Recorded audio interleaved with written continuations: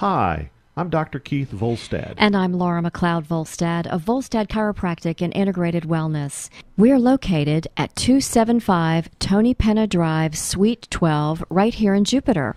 And our telephone number is 746-4242. We'd like to welcome you to this week's edition of the Chiropractic Corner, a weekly show spotlighting the chiropractic profession and what doctors of chiropractic do to improve their patients' health. In this program, Dr. Volstad and I plan to cover topics that pertain to your health from a complementary and alternative medicine point of view. These topics will include spinal injury issues like neck pain, low back pain, bulging discs, pinched nerves, and sports injuries, lifestyle medicine, dietary and nutritional advice, nutraceuticals, and supplementation, just to name a few. We'd like to encourage you to email us about topics that you'd like to hear discussed on this program. You can do that by emailing us at imchiro1, the number 1, at gmail.com. That's M as in Mary, CHIRO, the number 1, at gmail.com. Doc, I've noticed that a lot of our patients are golfers. They've come in with especially low back pain, but also have other injuries as well. It seems that swinging that golf club can be a rather damaging event. Since we have so many golfers in our area, I thought it would be interesting to do a show dedicated to golf and the injuries that can occur due to playing. Just a few interesting bits of trivia first. Did you know that Palm Beach County has more golf courses than any other county in the state and is known as Florida's golf capital? No, I didn't know that. Yeah. According to golf.com, Palm Beach County has around 140 different golf courses, a lot to choose from. In fact, the movie Caddyshack was filmed at a golf course right here in Palm Beach County that was called Rolling Hills and is now called Grand Oaks. That was a great movie with Bill Murray and the little squirrel. I loved that movie. That was a good one. And according to Palm Beach County Golf Economy Report, while I'm stating my facts, in 2007, the amount of Palm Beach County's direct golf economy was approximately $925.4 million. That's a heck of a business. I'd love to be in that business, I guess. I know. That's kissing that big B mark. They're just about to the billion mark there. So needless to say, golf is huge in Palm Beach County. So today, we'd like to welcome to our show a former PGA golf professional who's competed in many amateur, professional, and PGA events. Frank was the Broward County Amateur Champion in 1970. I'm giving your age away, aren't I, Frank? Sorry about that. And he's won over 60 professional and amateur golf tournaments. One of Frank's course records is right here in Palm Beach, having shot a 62, an honest 62, Frank? At Cypress Creek Country Club. I'm certain it was. Would you please welcome to the show Frank Kokenauer, a man who's no stranger to good golf and chiropractic care. Welcome, Frank. Thank you, Laura. I'm glad to be here. Before we start talking about the effect chiropractic has had in your life as a golfer, why don't you tell us just a little bit about yourself? I'm sure our listeners would love to hear what it's like to be a pro golfer on the tour. Well, Laura, despite the miles, I'm proud to say I'm a spry 65 years old. And looking fine, Frank. Oh, thank you. Just don't look a day over 30. I have been active and involved in sports all my life. I went to college locally at Florida Atlantic University, where I competed collegiately in handball, racquetball, volleyball. And racquetball? Yeah, racquetball. You play? I have played before, yes, well, long time ago. What are you doing tomorrow? He's working. Well, at Florida Atlantic University, I was on the FAU golf team, and most of the members of my team went on to become PGA professionals. For a smaller school back then, we got some national notoriety when we beat the likes of University of Florida and FSU. Wow. We had 3 All-Americans on my team and the teams that I coached. So I'm a proud burrowing owl. Now, FAU back then was a sanctuary for burrowing owls, so they now call themselves the Fighting Owls, which is for good reason. Anyway, I didn't know that. I was also the assistant athletic director while being the FAU coach during my graduate studies. I became a PGA professional, and I worked at Linville Country Club in North Carolina and Boca Del Mar back when Texaco owned it, and that was quite a while ago. As a playing professional, I won over 30 tournaments in the 70s, local and PGA sectional, and I played the Caribbean Tour and the Canadian Tour. Now, Keith, you know very well that I have scoliosis. You might want to... You're right, Tell 'em about scoliosis. For those of you that may want to know, scoliosis is the curvature of the spine that can cause serious joint and nerve impingement. It can also cause tendon and muscle irritations, and some of these things can result in some pretty serious back pain. I am a testament to that. Yes, you're right. It did plague me as a player. And in one tournament, I actually had to be adjusted by a chiropractor every morning before I could play. Oh, wow. Now, I played gingerly and was lucky enough to actually win the PGA Sugar Mill Open in Daytona Beach. Now, my chiropractic doctor was calling me for months asking me for his share of the winnings. Oh, yeah, he probably wanted his cut, didn't he? You have to pay the caddy, well, you also have to pay the doctor. Well, you know that old saying, beware the wounded warrior? Swinging easy actually helped me in that tournament. So I imagine so. That's right. Slows But- down the swing. after it's all said and done, my bad back and my bad putting is what took me away from competitive golf. I couldn't practice putting for more than 10, 15 minutes without really developing serious back pain. Now, back in those days, they didn't have the long putter or the belly putter. Oh, yeah, of course. You've seen those here more recently. They place the head of the putter, the shaft of the putter on their chest, I guess, or something No, along that line. not starting next year with the PGA. We amateurs now, we get a reprieve until the year after that. Oh, so the pros 2017. can't use Yep. that anymore. Nope, no, starting next year. Well, I can say those belly putters really worked for you. I can remember playing around with you where you one-putted 7 of the last 9 holes. Wow. And most of those putts were more than 15-footers. It was amazing, and I remember you earned the nickname Drano. I remember the day. Well, look, you caught me on a really good day, and you don't measure very well, but that's okay. But the funny thing is, the next time I played, the hole looked like a midget's thimble. I mean, go figure. Walter Higgins said it best. You just borrow the game for a while, then you give it back. But that was fun. It was. As I left the professional competition, I was fortunate to go to work for Jack Nicklaus and Golden Bear. I was the public relations director, and I helped organize and run the golf tournaments for the ophthalmic customers and the distributors of Jack Nicklaus Eyewear. I gave clinics and lessons, traveled, and had a great time and really enjoyed those years. I imagine that would be a lot of fun being involved in all those tournaments and being able to travel. Now, did you travel across the country for I this? did. Across actually the U.S. and Canada, and I ended up over in the Far East. Where we Wow, that would have manufactured been some an of the exciting fun. time and an Yeah. exciting thing to do. It was fun. It was fun. I live now in North Palm Beach with my beautiful wife, Gail. We have 6 children between us and 2 grandkids right now. So we're truly blessed. Yes, it sounds like you've had a blessed life, and I can tell you it seemed like you were blessed that time we played golf and you were hitting 7 out of 9 one-putts. That's why he's the professional. Well, you certainly have had an interesting and successful career as a professional golfer. So let's talk a little bit about your back. How did golf aggravate your back pain and other injuries, if there were specific other injuries? Can you remember a specific event that maybe caused your back to really become an issue? And how did you come to decide to utilize chiropractic, and how has that helped your pain and your career as a golfer? I know those are a lot of questions, but I'll try and help you remember it since you're 65, my Oh, friend. thank you so much. Well, besides the scoliosis we talked about, Keith, I did have C5 and 6 on my neck, had to be fused because of an accident. It wasn't golf.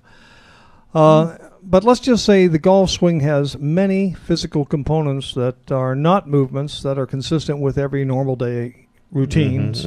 It's muscles we don't always use Right. very often. So twisting while holding your head steady and unwinding, starting the feet and the legs, creating torque throughout your body from toes to your head is tough on untrained muscles and joints, especially if you occasionally have that swing that kind of looks like a ballet dancer being electrocuted as she jumps, I've done and if that. if you have a lot of those swings, go find a PGA pro and get some fundamental lessons. No, I've been the ballet dancer on Oh, the ballet dancer? Yeah, that was really? me. But you weren't executed, I hope. No, Or no. electrocuted. Oh, maybe okay. that's what's wrong with me. The big thought there is don't swing too hard. All the pros that I played with would all pretty much say to ourselves and each other is never swing more than about 75% unless you have to. I can imagine, in having played golf myself, you're right. You swing too hard or overswing, that can really, really create some torque and then end up damaging the muscles, etc., in your back. Especially with the ballerina swing. That's right. Julius Boros, 3-time PGA Major Championship winner, wrote a book called Swing Easy, Hit Hard. Most players, especially seniors, would benefit from reading that book. And it's a good message. It's a good I'll message. have to see if I can find that one as I'm approaching the senior status. Oh, really? Yeah. Keith, So, you're approaching? Oh, yeah. That's right. You had a birthday, be nice, didn't you? be nice. I'm having a birthday Saturday. coming this weekend. Really? I'll be Actually, it's 60 today. years. Say what? 60 years old. That's right. Saturday. Actually It's Saturday. actually today. Well, Yeah. 60 years I'm not old. being solicitous, but you've aged pretty well. Thank you. You're welcome. It's that platinum blonde. Yeah. And Keith, what was the name of that book again, Frank? It's called Swing Easy, Hit Hard Okay. by Julius Boros. Boros. He lived right down here in Fort B-O-R-O-S. Lauderdale. I played with his kids in Oh. high school. Hmm. Something I would like to suggest to your golfing listeners. Now, I think we can all agree that tension and stress can quickly become a part of any competitive activity, especially in golf. When your neck and your shoulders muscles tighten up, you can't turn or swing well. Mm-hmm.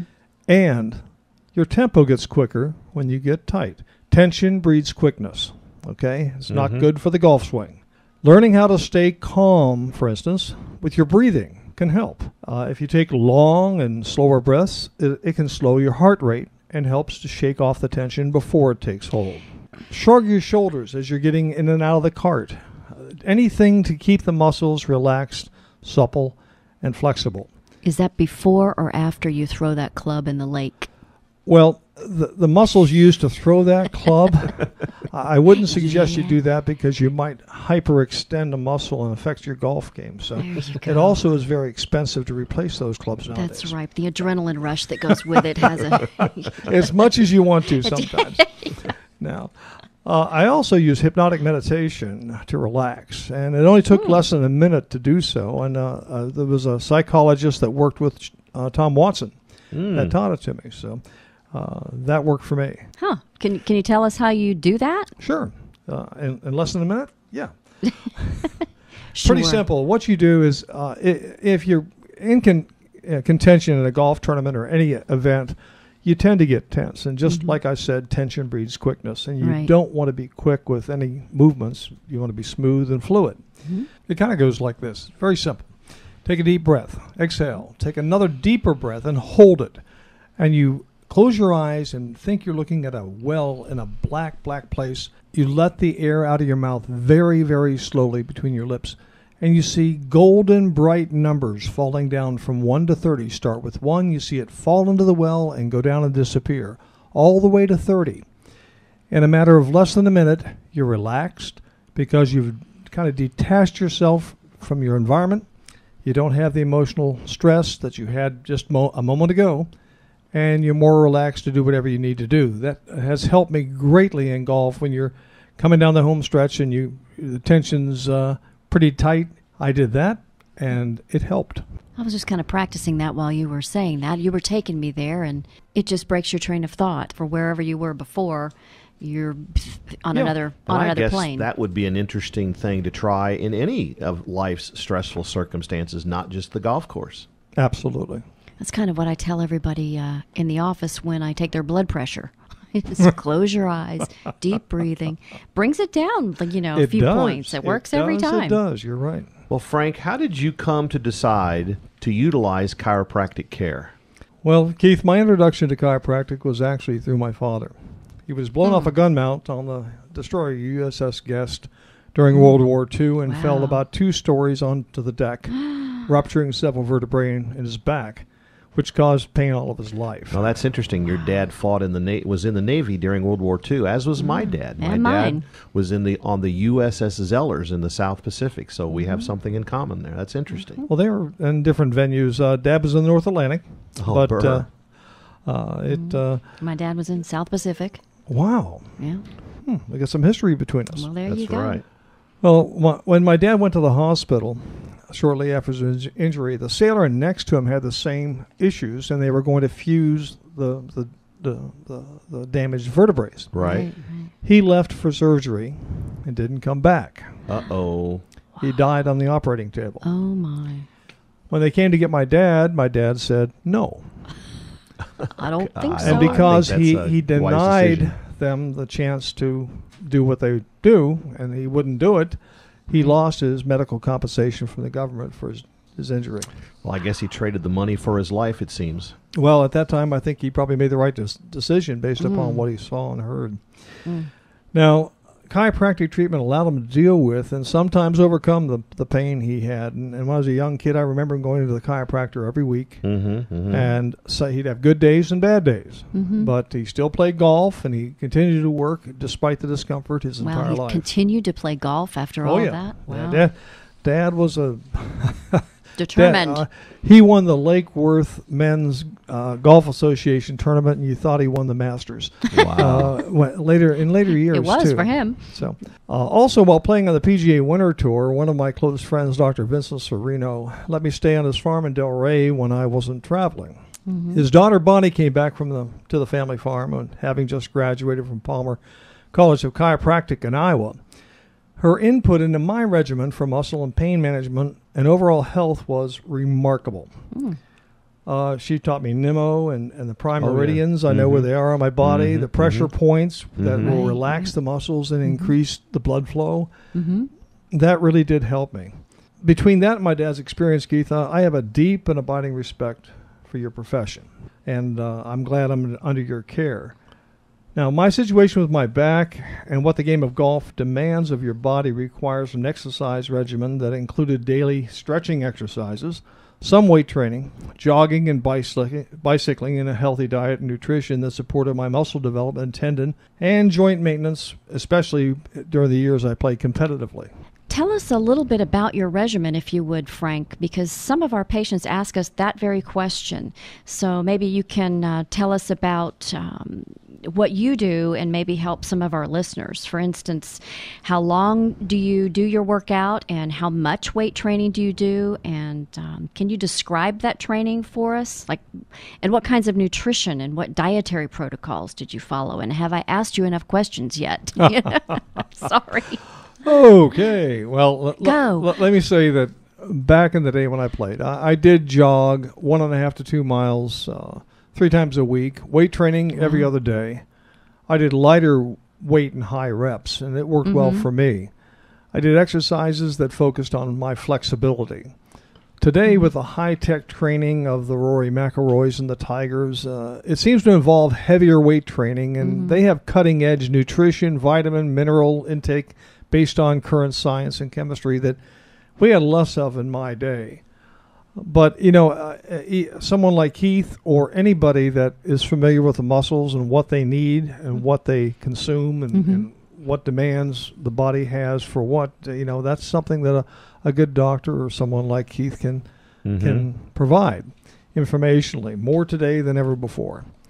Now, Jack Nicklaus had it right when he said, professional golfers condition to play golf.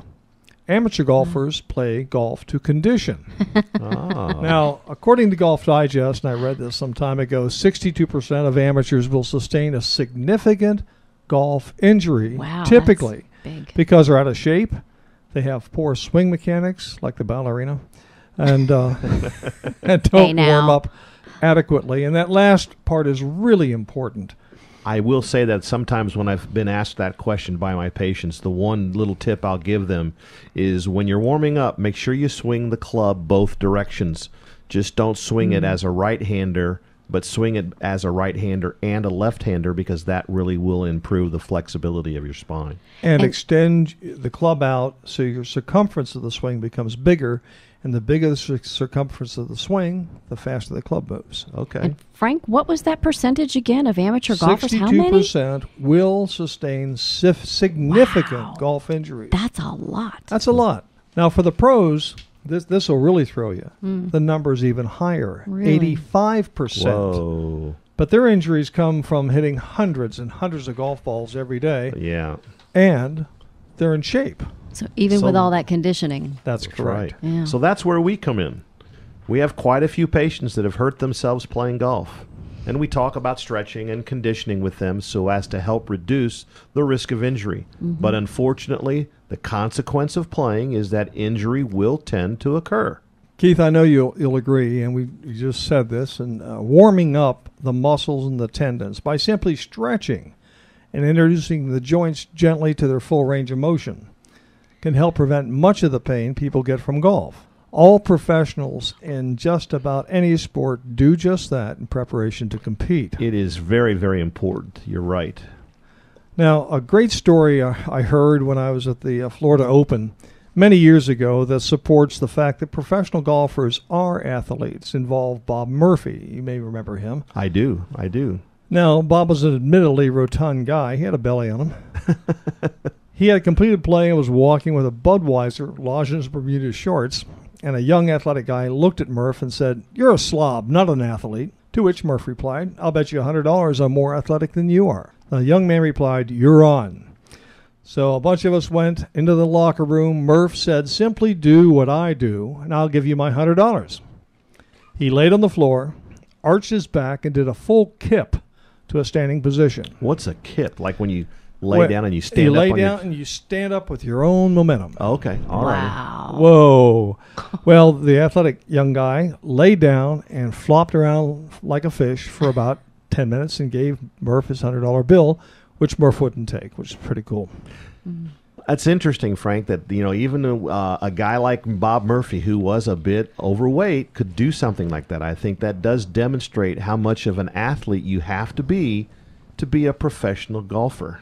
Yes, and all the pros will tell you your legs are critical. Jack Nicklaus, strong legs. Okay. Worked out. I saw his gym in his garage. He worked out every day. And one nice comment that I'll make, because Jack mentioned it to me, when you do things vertically like swimming, the muscles are going vertically from toe to head. The golf swing goes the other way. Golfers should avoid doing things that make them stretch vertically. Okay. Okay, Yes. because Makes sense. that curbed his tennis. He loved to play tennis. I understand that Jack is actually a very good tennis player. He excelled not only in golf, but also in tennis. Absolutely. And now for our tip of the week. Since our guest is a professional golfer, how about a tip for our golfers, Frank? Okay. Well, Keith, I'm going to start with something that I told you the last time we played golf. Turning the upper body can be a physical challenge for some golfers. Too many seem to feel as though they won't get back to the ball. Now, a good swing thought is turn more, swing less. When your body stops turning back, your arms should stop swinging. Okay. Think of swinging your arms with your turn, not the muscles in your shoulder. Because if you turn the shoulder so far and continue with the arms and the hands, what happens, it puts a strain on the shoulder muscles and tendons Okay. and can hurt you. For general good golf health, keep your legs strong, or make them strong if they're not now, as strong as possible, and stretch every single morning of your life. Now, break here, because I haven't played golf in umpty-dump years. Why do your legs have to be strong? How come? Don't you ride in a golf cart to and fro? The reason the legs are so important, and yes, you can get some activity and strength by just walking a golf course, ride as little as possible. That'll help. But the fact is the golf swing, your body's like a big piece of rubber that you're rotating to build up, like a rubber band that you wind up and release it. Okay. Well, if the legs are weak and floppy, guess what? That part of the body doesn't wind up tight, and you don't get the direction or the centrifugal force to hit the golf ball very far at all. So the legs are important to try and keep them in shape and do the best you can. What Okay. would you say to someone though who's a little bit older and maybe just doesn't have the leg strength or doesn't have the desire to go into the gym and try and build up their legs? What would you advise them to do to try and get as strong a leg circumstance as they could? Good question, Keith. And I have taught a lot of older players and people, and I even suggest go to the pool and just sit there and kick your legs hanging onto the wall for a while. Helps a great deal. So That's a good while you idea. think it's not much, anything you can do to make your legs a little stronger and to keep your body flexible by stretching is good. And another thing that I've done to keep myself in good health is to find a good chiropractor. And also, if you're having a little trouble with your golf game, find a good PGA pro. I've had recently horrific hip, back, joint, and muscle pains associated not only with a scoliosis, but from medical procedures that brought on discomfort that was nothing short of debilitating. I couldn't play golf. I Oh. couldn't dance. Ooh, dance. That would be tragic. Gail and I, salsa, merengue, bachata. Wow. You'll see us down on Atlantic Avenue now. Mm-hmm. Yep, from all those classes you guys took, I think We did. we did those too, and I think there may be some more in your future, Doc. Oh, thanks a lot, Hey, Frank. Doc, you got racquetball and salsa to look forward to. Oh, there you go. Oh. Thanks, Frank. That check will be in the mail. Here. Yes, thank you. Appreciate that. Okay, let's see if I can dance my way out of that one. Let's move on. We would like to thank our guest, Frank Kokenauer, for sharing a bit about his life as a professional golfer and about how chiropractic has helped him with his back pain and to help him continue to play golf as well as to continue to dance. Having played a few rounds with you, Frank, I can say you haven't lost your touch. Your game is as good as I've seen, that's for sure. Thank you, Keith. But you don't get out much, do you?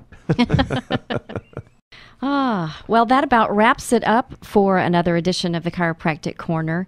Again, thank you for joining us and for all of your input. Dr. Volstad and I would like to thank you for listening, and don't forget to let us know what questions you may have for Doc or topics you'd like to learn more about by emailing us at M as in Mary, CHIRO, the number 1, at gmail.com, or by calling our office at 746-4242. We're located at 275 Tony Penna Drive, Suite 12, right here in Jupiter. We'd love to hear from you. Google Volstad Chiropractic to find our website for more information about our office or to listen to archived programs from the Chiropractic Corner. And coming soon, our show bloopers. For those on Facebook, please search and find our Facebook page and give us a like.